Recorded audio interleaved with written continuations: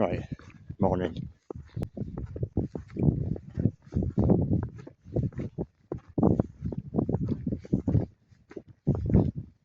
So it's not really talking now.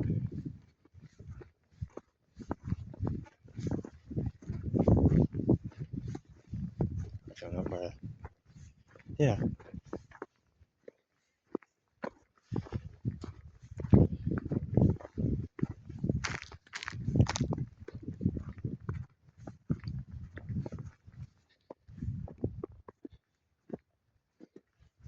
Oh, that's strange. Yeah, it is where I think it is. You know, it's funny because I'm hearing the fog, which I didn't really expect. Thought it'd be like snow and that. I forgot about the fog factor. And there's snow on the ground. And on the fact I haven't been here for a couple of years. It's looks quite different. But you might know what I'm looking at. You might not. So here we go. This is Gill. It's a pothole. I don't know what a pothole is. It's where the water has burrowed itself down, essentially. You see a lot of sinkholes around this area. It's because it's on the limestone. The water doesn't sit on top of the limestone. It sinks underneath.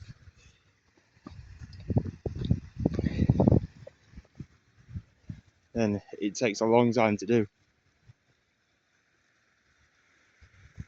I was considering going down there, but I don't think I will. Primarily because it's covered in snow and ice, but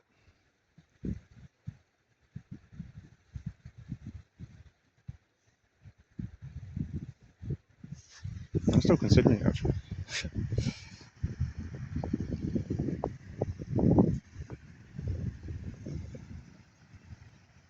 The thing is, coming back up is probably easier though, isn't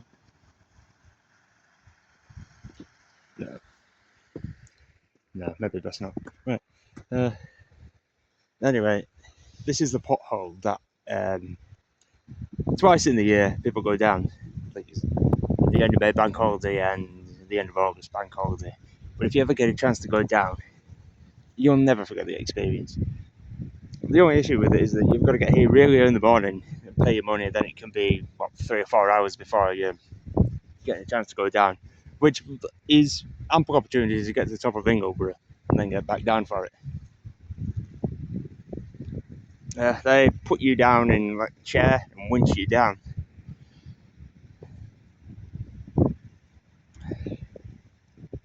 I suppose it's not for everybody, but to begin with, it narrows and it's quite small. But when it opens into that massive cavern at the bottom, it's quite amazing. You've got the waterfall that's coming in through the side. It's a very damp atmosphere. It's lit up, and the experts and the people who set it up go off exploring through the different tunnels. But for people that don't know what they're doing, it's staying in the main area.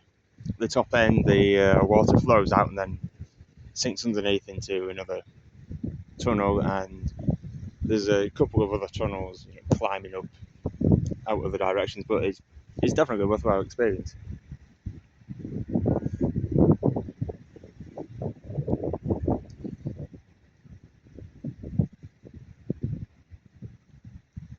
It's just very different to see it like this.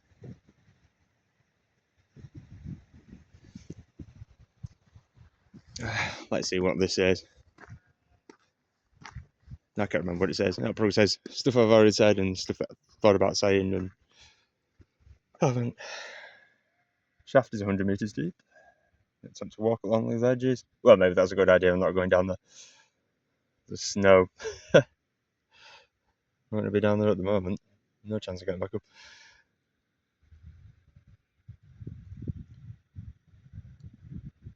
See how long I can hold my breath and try and get down to Ingleborough Caves.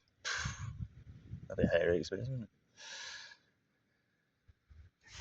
I didn't think this network went down to Ingleborough Cave, something told me it was a different system.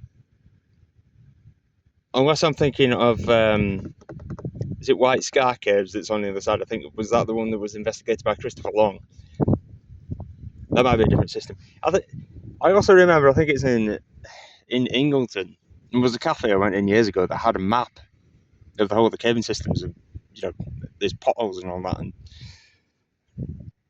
how it gets to the bottom end.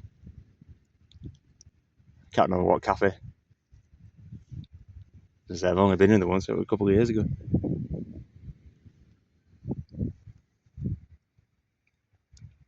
Oh, anyway, I haven't checked my steps. I've probably done, what, 4,000 or 5,000 by this point. I think I've been walking.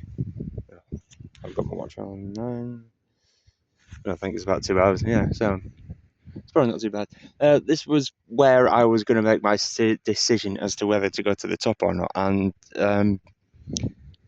the fog is not a factor I thought of, but it seems to be brightening up. I think further up. Luckily somebody else passed me as well, because the path wasn't very clear cut on that other bit, and that's where the sinkholes start appearing, so I didn't really want to go off course. Because I don't remember as much as the other did here. This is essentially where the climb properly starts. Probably will continue to go up. It's going to change from here. Maybe we'll get back to snow because it's been coming down as rain. I thought there still might be some snow coming down up here, but it seems to be already on the change. That's the other interesting thing about the drive up. The weather forecast, the things I've been seeing, it looked like it was going to be loads of snow all over the country. Now, when I left the house, it essentially been raining where we were. And then I saw a couple of snowflakes. Well, that was it until we got to Bradford and then started seeing some on the ground. Get up to Keighley, it's all disappeared again. There's nothing. Get further up towards Settle and then snow everywhere. But the roads were clear. The only place it wasn't clear is when I turned off into Clapham to get to the car park. It's a usual case, isn't it? You got one little bit of snow and then a couple of hours later it's all melted again.